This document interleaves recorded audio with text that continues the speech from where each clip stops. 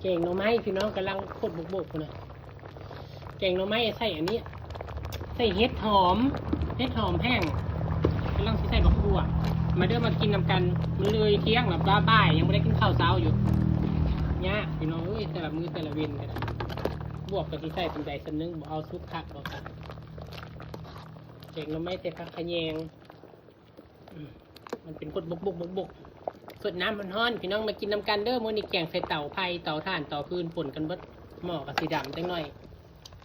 ฮักพื้นฮักหลัวแถวนี้ใส่แกงหน่อไม้คือปุ๊บแซ่บได้แหน่มันแกงหน่อไม้ยามนี้มันแซ่บได้ค่ะ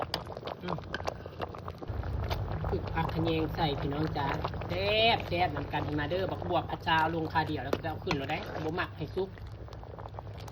ซุปหลายบ่แซ่บบักบวบพี่น้องกินแกงหน่อไม้น้ำกันจากสุดน้ำมันฮ้อนแซ่บๆน้ำกันแกงใส่เห็ดหอม